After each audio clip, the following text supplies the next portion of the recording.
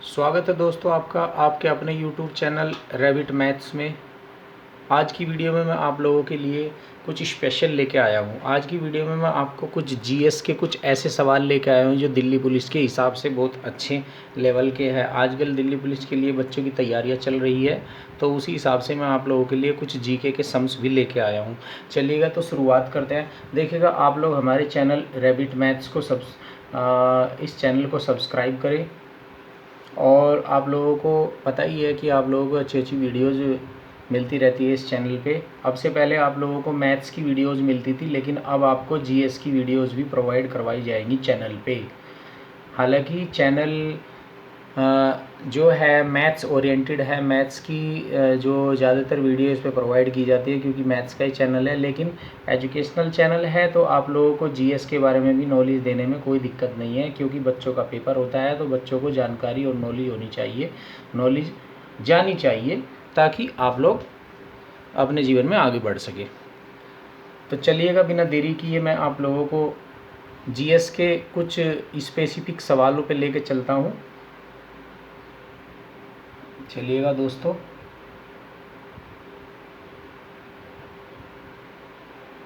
ये कुछ सवाल है आपके सामने, देखिएगा। सबसे पहला सवाल आपके सामने लिखा हुआ है, कहते हैं कि मासी मागस कहाँ का त्योहार है। मासी मागस, ये जो आपके सामने लिखा हुआ है मासी मागस, मासी मागस कहाँ का त्योहार है। उत्तर भी लिखा हुआ है आपके सामने, तमिलनाडु का है मेरे भाई, तमिलनाडु का त्योहार है ये मासी मागस। तो मासी से याद रखना आपको, देखिएगा याद करने का तरीका होना चाहिए। मासी मागस है क्या, ये एक त्योहार है। इसमें भगवान शिव और भगवान विष्णु की पूजा की जाती है और उसकी मूर्ति को सजा करके ये जल के किनारे ले जाते हैं, जैसे कि नदी वगैरह के किनारे या समुद्र के किनारे। तो देखिएगा, मासी मागस को याद करने का सबसे बढ़िया तरीका मैं आपको बताता हूँ। मासी इसमें वर्ड आया हुआ है, मासी तो सभी की होती है, माँ की बहन को मासी कहा जाता है, ठीक है, ठीक है। माँ की बहन को क्या कहा जाता है, मासी। तो मासी तमिलनाडु में, आप इसे याद करेंगे ऐसे कि मासी तमिलनाडु में, मासी तमिलनाडु में बच्चों। तो आप इसको जुगाड़ से याद करें, मासी तमिलनाडु में, ठीक है, मासी तमिलनाडु में। यह आपको याद करना होगा कुछ इस तरह से। देखिएगा, मासी मागस के बारे में मैं आपको बता देता हूँ ये किस तरह का त्यौहार है। इसकी कुछ पिक्चर्स मैं आपको दिखाऊंगा। अब देखिएगा, इसकी कुछ पिक्चर्स दिखा देता हूँ आपको। ये है भाई मासी मागस, ये देखिएगा ज़रा ध्यान से। ये मासी मागस का त्यौहार होता है, इसमें भगवान शिव को पूजते हैं, ये भगवान लॉर्ड विष्णु को पूजते हैं। और ये देखिएगा, और जो मूर्ति होती है भगवान शिव की या विष्णु जी की, उसकी मूर्ति को सजा करके ये और जल के किनारे इकट्ठे होकर के जल के किनारे लेके जाते हैं। जिस तरह से हमारे यहाँ पे मतलब वेस्ट यूपी वगैरह में या दिल्ली में जो मनाया जाता है गणेश चतुर्थी, तो ये उसी तरह से मासी मागस त्यौहार मनाते हैं तमिलनाडु वाले। मैं आपको बता दूं, गणेश चतुर्थी की तरह ही ये गणेश जी का भी पूजन करते हैं। अब देखिएगा, ये तो मासी मागस का आपने देख ही लिया, आप देख ही रहे होंगे ये लिखा हुआ है यहाँ पे मासी मागस। पता भी लग गया किस भगवान की उपासना करते हैं, ये भगवान शिव की या लॉर्ड विष्णु की उपासना करते हैं इसमें। तो चलिएगा, इतनी जानकारी इसके लिए काफ़ी है। अब इसके रिगार्डिंग में आपको एक और चीज़ बता दूं। देखिएगा, जो मूर्ति सजा के ले जाते हैं, जल अभिषेक कराते हैं, उसको जल के किनारे ले जाते हैं। देखिएगा, इस पिक्चर में आपको दिख रहा होगा, इस पिक्चर में आप देख भी रहे होंगे कि ये जो पिक्चर है, देखिएगा यहाँ पे ये भगवान शिव की या लॉर्ड विष्णु की मूर्ति है, उसको अच्छी तरह से इन्होंने सजाया हुआ है, यहाँ पे अच्छी तरह से सजाया हुआ है। देखिएगा, ये सजा करके और सभी लोग इकट्ठा होकर के जल के किनारे लेके आते हैं। तो इतना आप लोगों को पता होना चाहिए कि किस भगवान की उपासना करते हैं मासी मागस त्यौहार में तमिलनाडु वाले। और होता क्या है इसमें कि इसमें मूर्ति को सजाया जाता है, जिस तरह से गणेश जी की मूर्ति को सजा करके गणेश चतुर्थी का त्यौहार मनाते हैं, जस्ट उसी वे में। तो चलिएगा अब नेक्स्ट पे आते हैं। इसी के साथ साथ मैं एक क्वेश्चन आपको बता दूं, इसी के साथ साथ मैं एक क्वेश्चन बता दूं, एक जल्लीकट्टू जो होता है, जल्लीकट्टू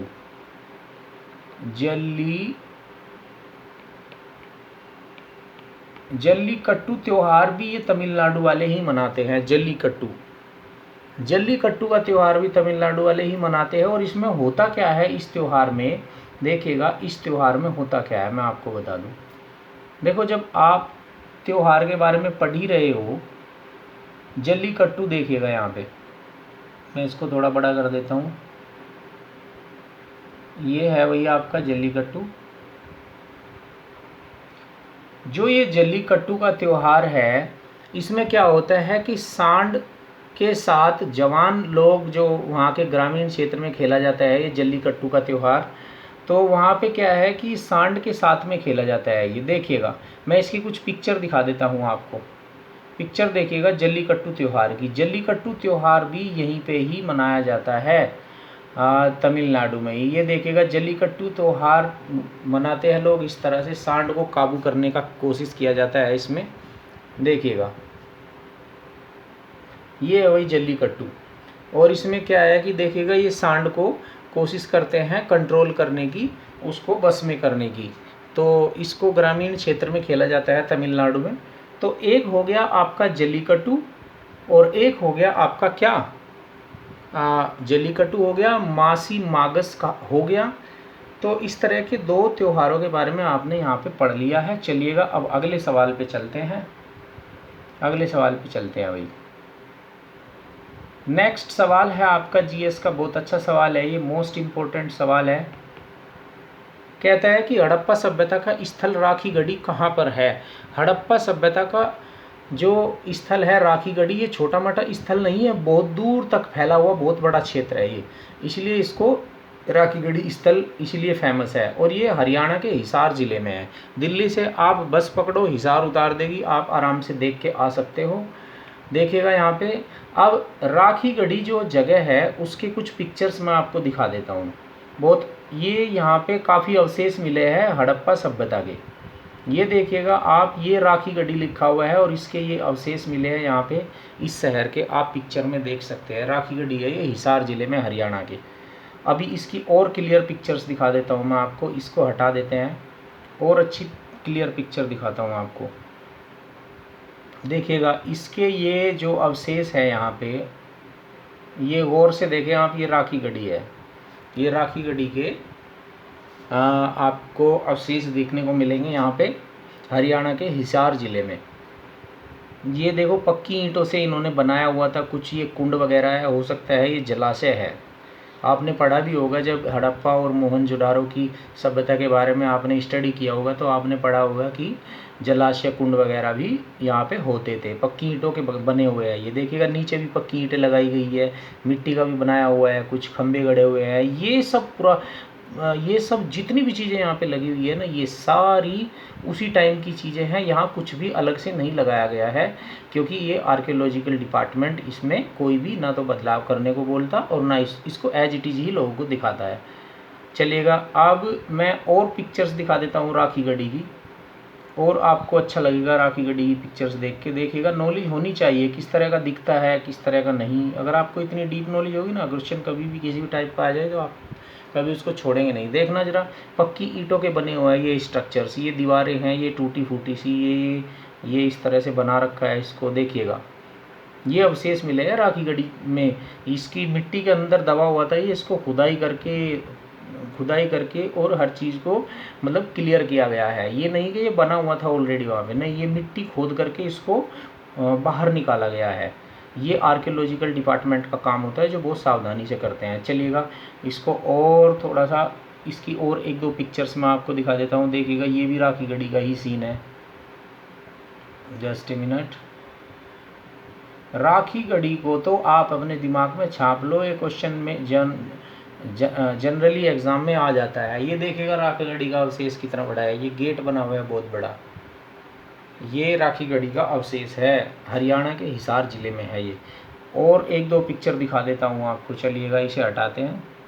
अब ये देखिएगा आप, ये और भी देख के आपको अच्छा लगेगा। देखिएगा यहाँ पे जो ईंटें हैं, ईंटों का जो साइज है आप समझ सकते हैं, 2 साइज है यहाँ पे ईंटों के। देखिएगा इस पिक्चर को बड़े ध्यान से देखिए, बड़ा अच्छा पिक्चर है, ये कलरफुल पिक्चर है। देखिएगा इसमें ये पत्थरों की ईंटें हैं, और ये ईंटें वैसी वाली भी है जो ऊपर देख रहे हो आप लोग, ये कुछ किस तरह की स्ट्रक्चर बनाई गई है। तो हड़प्पा सभ्यता के टाइम के ही ये पिक्चर्स हैं, आप लोग देख सकते हैं इसको। चलिएगा राखी गढ़ी के बारे में बहुत कुछ जाना आप लोगों ने। देखिएगा एक पिक्चर और मैं दिखा देता हूँ, राखी गढ़ी में ये भी मिला है, ये देखिएगा आप। चलिएगा अब अगले सवाल पे चलते हैं। तो ये बच्चों याद रखें आप, हड़प्पा सभ्यता का स्थल राखी गढ़ी कहाँ पे है? हरियाणा के हिसार जिले में है, ठीक है। उसके अवशेष भी आपने देख लिए हैं। चलिएगा अब अच्छे से याद कर लेना इसको। नेक्स्ट सवाल पे चलते हैं। नेक्स्ट सवाल क्या कहता है भाई? अगला सवाल कहता है आपसे कि सिविल शब्द किस क्षेत्र से जुड़ा हुआ है? देखिएगा ये कैपिटल में लिखा हुआ है, सिविल कैपिटल में क्या लिखा हुआ है? CIBIL। सिबिल का मतलब होता है बैंक एक स्कोर देता है अपने हर कस्टमर को। देखिएगा सिबिल स्कोर, जिसका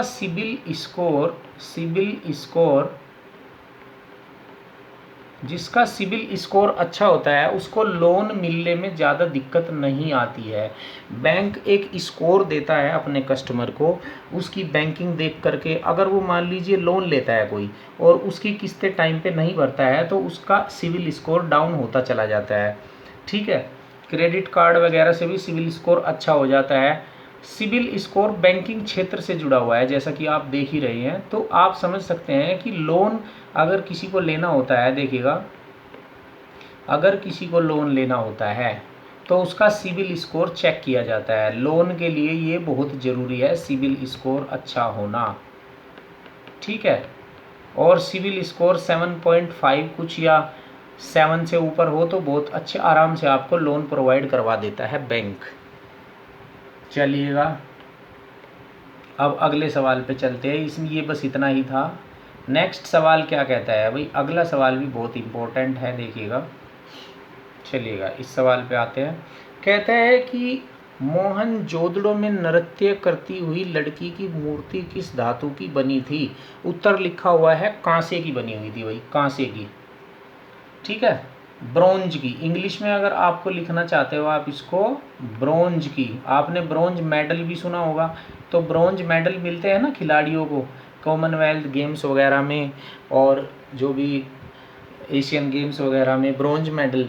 तो ये ब्रोंज कांसे की बनी हुई थी। ये नृत्य करती हुई लड़की की मूर्ति पाई गई थी मोहनजोदड़ो, हड़प्पन साइट है जो मोहनजोदड़ो में।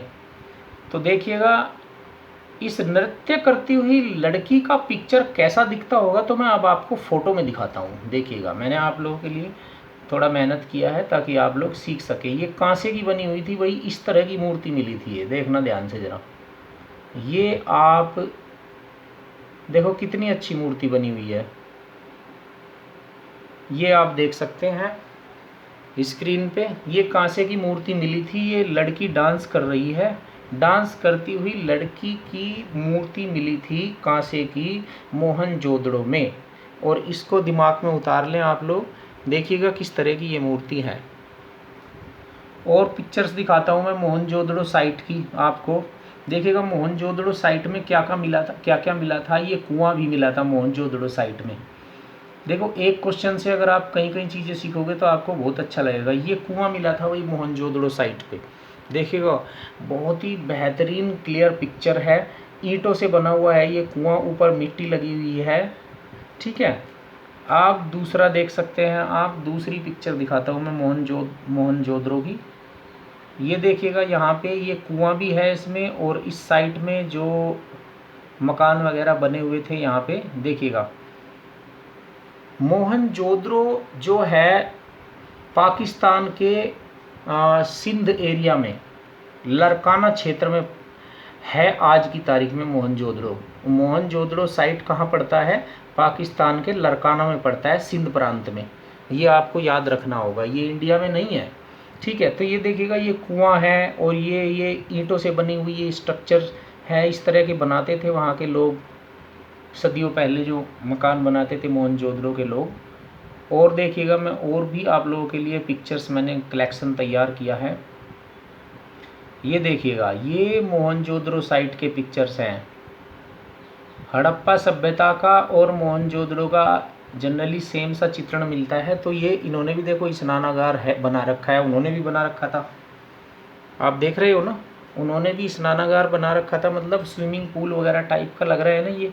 और ये देखो ईंटों से बने हुए हैं ये चीज़ें, ऊपर भी उधर, और ये इधर देखिएगा सीढ़ियाँ बनाई हुई है, और पक्की ईंटें नज़र आ रही है मुझे तो, ये देखना, ये मुझे तो पक्की ईंटें नज़र आ रही है यहाँ पे, देखिएगा रेड रेड सी, ठीक है। तो बच्चों, आप लोगों के लिए कुछ सवाल इस तरह के मैं बना के लेकर आया हूँ, ताकि आप लोगों को इस तरह से याद हो जाए कि आप कभी भूले ही ना। एक साइट और दिखा देता हूँ, फिर आगे बढ़ते हैं, अगले सवाल पे चलते हैं। देखिएगा, आर्कियोलॉजिकल डिपार्टमेंट ने यहाँ पे ये बोर्ड लगाया हुआ है, क्या कुछ लिखा हुआ है इसके अंदर, देखिएगा, ये मोहनजोदड़ो जो पाकिस्तान के सिंध प्रांत में लरकाना एक जगह है, वहाँ पे ये अवशेष मिले हुए हैं, तो आप देख सकते हैं ये मोहनजोदड़ो साइट है। और नृत्य करती हुई लड़की का फ़ोटो मैंने आपको ये दिखाई दिया है, इसको याद रखना, ये कांसे की बनी हुई है। चलेगा, अब अगले सवाल पे चलते हैं भाई। नेक्स्ट सवाल क्या कहता है? अगला सवाल कहता है भाई, अगला सवाल कहता है संगीत से जुड़ा हुआ वेद कौन सा है? उत्तर है सामवेद। बहुत इंपॉर्टेंट सवाल है भाई, याद रख लेना। संगीत से जुड़ा हुआ वेद कौन सा है? सामवेद है। ये याद रखो आप कैसे कि कलर दूसरा ले लेता हूँ मैं। स से संगीत बनता है और स से ही सामवेद बनता है। देखिएगा, आपके वेद कितने हैं? आपके वेद 4 हैं, 4 वेद है ना आपके। कौन कौन से? 4 वेद हैं आपके, ऋग्वेद, सामवेद, यजुर्वेद और अथर्ववेद। अथर्ववेद, ये 4 वेद होते हैं। इनमें से संगीत से जुड़ा हुआ कौन सा है? सामवेद है। स से सामवेद और स से संगीत। देखिएगा, ये बुक है इसकी सामवेद की, जैसी पिक्चर मुझे अवेलेबल हो पाई मैं आपको दिखा रहा हूँ। सामवेद लिखा हुआ है संस्कृत में, देखिएगा भाई, ये सामवेद की पिक्चर है। तो ये संगीत से जुड़ा हुआ है। चलेगा, अब अगले सवाल पे चलते हैं। नेक्स्ट सवाल क्या कहता है? नेक्स्ट सवाल देखिएगा, जहांगीर से जुड़ा हुआ सवाल है। कहते हैं कि जहांगीर का मकबरा किस नदी के किनारे पर है? जहांगीर का मकबरा रावी नदी के किनारे पर है। देखिएगा, याद करने का तरीका, जुगाड़ देखिएगा, जुगाड़ याद करने का। जुगाड़ क्या होगा? जहांगीर, जहांगीर में रे आता है ना लास्ट में, तो इसका जो मकबरा है वो रावी नदी के किनारे पर है। रावी नदी, रैस, जहांगीर के लास्ट में जो लेटर आता है वो रे आता है, और रे से ही उस नदी का नाम बनता है रावी नदी। ये तो याद करने का जुगाड़ है भाई। अब इसकी कुछ पिक्चर्स देख लो, इसका मकबरा ये किस तरह का दिखाई देता है। मकबरा देखिएगा उसे बोलते हैं, जब ये मर जाते हैं तो वहाँ इनकी कब्र बना दी जाती है, उसको मकबरा बोला जाता है। क्लियर है? देखो इसका मकबरा कैसा है, मैं आपको चित्र दिखा देता हूँ उसका। जहांगीर का जो मकबरा है वो कुछ इस तरह का दिखाई देता है भाई। ताजमहल को भी फेल कर रहा है, तो बड़ा बेहतरीन खूबसूरत नज़र आ रहा है भाई, हैं? देखना, ये जहांगीर का मकबरा है, सामने आपको चित्र में दिखाई दे रहा होगा। 4 गुंबद सी लग रही इस पे चारों कोनों पे, और ये देखिएगा क्या बेहतरीन कमरे, आलीशान ताज होटल की तरह नज़र आ रहा है तो अच्छा, चलिएगा भाई। और देखो ग्रीनरी भी कितनी है इसमें। इसका और एक और पिक्चर दिखाता हूँ मैं, हैं? जहांगीर के मकबरे का अंदर का पिक्चर दिखा देता हूँ आपको कैसा है। देखना अंदर से तो ओ माय गॉड, क्या आलीशान है अंदर से, है क्या नक्काशी करी गई है अंदर इसके। देखिएगा, ये इसका जहांगीर का मकबरा है, ये तो किसी महल से कम नहीं है भाई। अंदर से देख रहे हो ना आप, कितना बेहतरीन आलीशान बना हुआ है।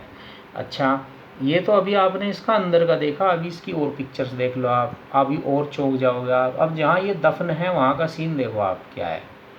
यहाँ पे ये इस कब्र में दफन है जहांगीर, ये जहांगीर है भाई, ये जहांगीर इसमें दफन है। ये जो कब्र बनी हुई है, अरे हट जा भाई, देखो ये जहांगीर इसमें अंदर दफन है। और अंदर से देख रहे हैं आप कितना आलीशान है, ये बहुत आलीशान है। लाइट लटकी हुई है, लाइट लगी हुई है, नक्काशी भी है दीवारों पे। फ्लोर देखो आप इसका कैसा है ये, तो मतलब ये इस तरह का बनाया हुआ है। अब इसके बाहर गार्डन की पिक्चर दिखाता हूँ मैं आपको, मकबरे के गार्डन की पिक्चर दिखाता हूँ। देखिएगा अभी मैंने आपको पिक्चर दिखाई थी उसके मकबरे की, तो पीछे 4 गुंबद है, उसके सामने देखो ये पार्क भी है, कितना बेहतरीन पार्क है। देखिएगा कितनी ग्रीनरी है यहाँ पे, देख रहे हो आप लोग। ये हिस्ट्रिकल साइट है इंडिया की, जहांगीर का मकबरा रावी नदी के किनारे बना हुआ है, तो मतलब ये तो बहुत बेहतरीन बना हुआ है, इसलिए इसके बारे में एग्जामिनर पूछते हैं। चलिएगा बच्चों, अब नेक्स्ट सवाल पे चलते हैं। अगला सवाल क्या कहता है भाई, अगला सवाल ये कहता है आपसे कि अंतर्राष्ट्रीय फुटबॉल मैच की अवधि कितनी होती है। 90 मिनट की अवधि होती है भाई, याद रख लेना, याद रखना आपको। 90 मिनट का मैच होता है, 90 मिनट मतलब 1.5 घंटा, 1.30 आवर, 1.5 घंटा, 1.5 घंटे से याद रखना, 1.5 घंटा।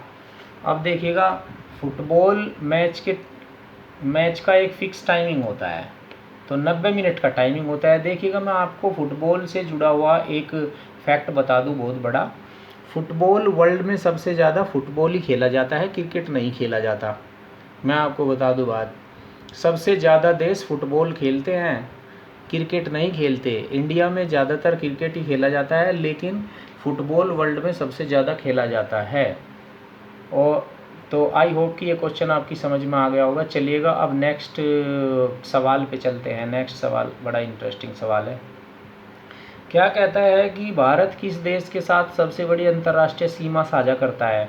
बांग्लादेश के साथ सबसे बड़ी अंतर्राष्ट्रीय सीमा साझा करता है, और वो भी ज़मीनी सीमा लगी हुई है। एक पानी वाली सीमा भी लगी हुई होती है, पानी वाली वो किसी और देश के साथ जो लगी हुई है।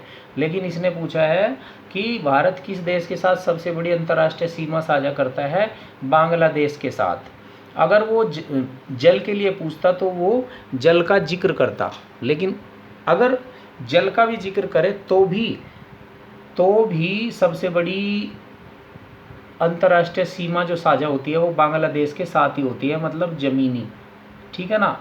चाहे जल से जुड़ा हुआ एरिया हो चाहे ज़मीन से, उनमें सबसे बड़ा जो पड़ोसी देश से जुड़ा हुआ हमारा सीमा है वो सिर्फ बांग्लादेश का ही है। तो ज़मीनी क्षेत्र सबसे ज़्यादा हमारे इंडिया का किससे जुड़ा हुआ है, बांग्लादेश से जुड़ा हुआ है, ठीक है ना। ये एक पिक्चर दिखा देता हूँ मैं वहाँ की आपको।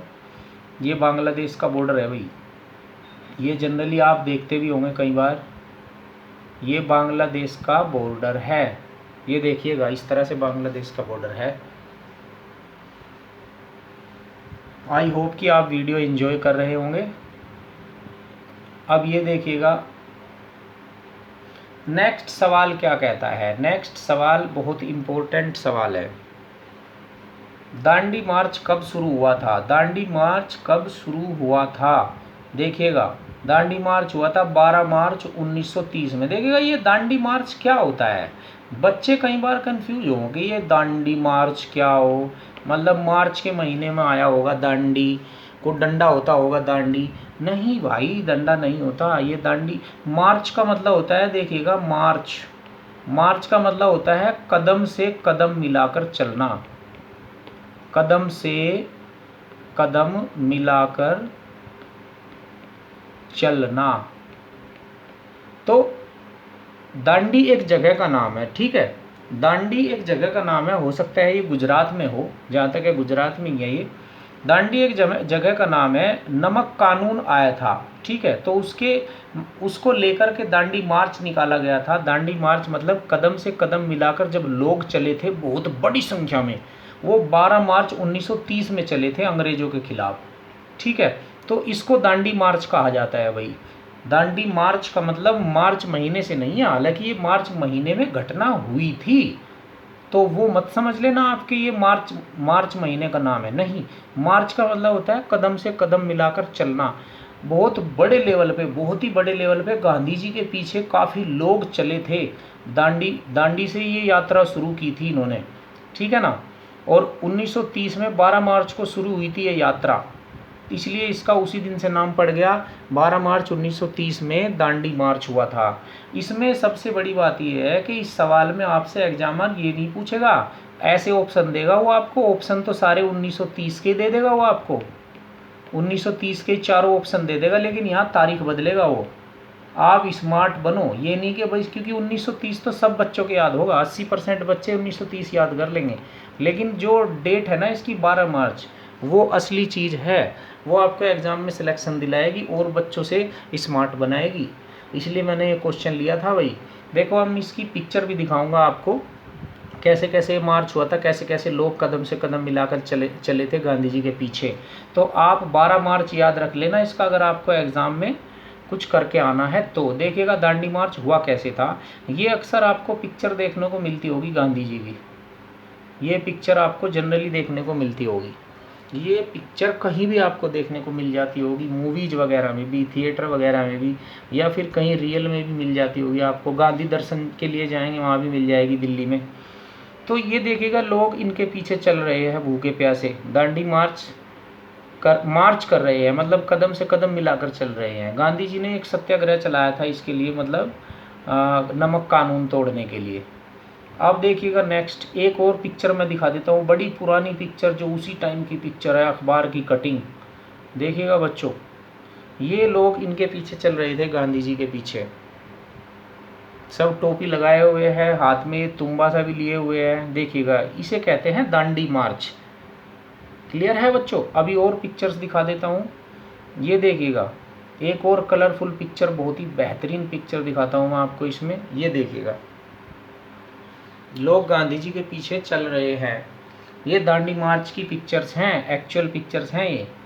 और देखिएगा एक पिक्चर और दिखा देता हूँ आपको, ये तो आपने देख ही लिया है, ये देखिएगा। तो दांडी मार्च 12 मार्च 1930 में शुरू हुआ था, और दांडी एक जगह है वहाँ से शुरू हुआ था, वहाँ से गांधी जी लोगों को अपने साथ लेकर चले थे।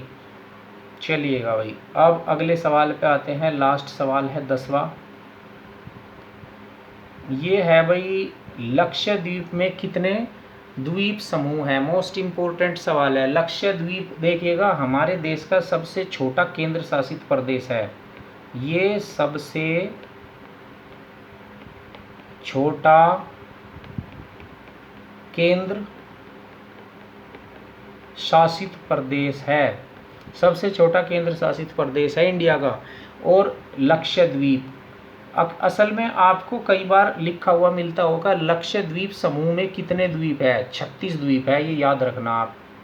क्लियर है भाई, लक्षद्वीप समूह में कितने द्वीप है, 36 है, 36 द्वीप है। 36 द्वीपों के समूह को मिलाकर के ही लक्षद्वीप बनता है, ये एक केंद्र शासित प्रदेश है इंडिया का। देखिएगा यहाँ के सीन, देखिएगा आप, बड़ा मज़ा आएगा आपको यहाँ के सीन देखने में। देखिएगा ये पिक्चर आप जनरली कहीं ना कहीं देखते भी होंगे, ये लक्षद्वीप की ही पिक्चर्स है, ये हमारे इंडिया का ही हिस्सा है। क्या आप कभी कोशिश करेंगे यहाँ जाने की, घूमने की? देखिएगा कितनी खूबसूरत जगह है ये, लक्षद्वीप का ही सीन है, कितना बेहतरीन सीन है। और देखिएगा, और दिखाता हूँ मैं आपको, और दिखाऊंगा मैं आपको, और देखिएगा अब ये एक और बहुत ही खूबसूरत पिक्चर है। देखिएगा देखिएगा ये भी लक्षद्वीप का ही सीन है, लक्षद्वीप की पिक्चर है ये भी। और देखिएगा और अच्छी अच्छी पिक्चर्स है लक्षद्वीप की। देखिएगा अगर आप इंडिया को कोशिश करेंगे ना जानने की अच्छी तरह से बाई पिक्चर, और आपको पता होना चाहिए कौन सी जगह खूबसूरत जगह है इंडिया की, तो आपको मैं ये कहूँगा कि आप घूमने के लिए आतुर हो जाएंगे, आपका मन व्याकुल हो जाएगा घूमने के लिए, जाने के लिए कहीं भी। देखिएगा ये भी आपका लक्षद्वीप का ही पिक्चर है, क्या बेहतरीन सीन है, कितनी सुंदर ग्रीनरी है, और समुद्र का पानी कितना खूबसूरत नीला नीला दिखाई दे रहा है। और पिक्चर्स दिखाता हूँ मैं आपको, आपके लिए मैं बहुत अच्छे अच्छे कलेक्शन लेके आया हूँ। देखिएगा अब ये देखिएगा आप, इसमें भी मज़ा आ जाएगा आपको। ये पिक्चर भी लक्षद्वीप की ही है, ये देखिएगा, ये भी लक्षद्वीप का ही बीच टाइप है, कितना सुंदर है। और भी पिक्चर्स हैं मेरे पास, और दिखा देता हूँ। लास्ट सवाल है, चलिएगा इसी के साथ ख़त्म कर दूंगा मैं इसको। और मेरे पास है एक पिक्चर आपके लिए, ये देखिएगा मेरे भाई, ये भी लक्षद्वीप का ही सीन है, ये देखिएगा। तो लक्षद्वीप समूह में 36 द्वीप है, छोटे छोटे छोटे छोटे छोटे छोटे 36 द्वीप, वो सब मिलकर के लक्षद्वीप समूह कहलाता है। और 36 के 36 द्वीप समूह हमारे केंद्र शासित प्रदेश है, यानी कि लक्षद्वीप हमारा सबसे छोटा केंद्र शासित प्रदेश है। केंद्र शासित प्रदेश क्या होते हैं? जिन पर केंद्र सरकार का राज होता है। केंद्र सरकार क्या होती है? दिल्ली से जिनको नियंत्रित किया जाता है, दिल्ली से, क्योंकि हमारा केंद्र सरकार दिल्ली में बैठती है ना। तो ये चीज़ें बच्चों आप लोगों की समझ में आई होप आ गई होगी। तो ये सब चीज़ें याद कर लेना, मोस्ट इम्पोर्टेंट सवाल थे ये। ऐसे ही कुछ और सवालों के लिए आप वीडियो को चैनल को सब्सक्राइब कर ले और बेल आइकन दबा ले, ताकि नेक्स्ट वीडियो का नोटिफिकेशन आपको फटाक से मिल जाए। और अपने सगे संबंधी साथियों के साथ वीडियो को शेयर करें, ताकि उनका भी भला हो सके। Thank you guys.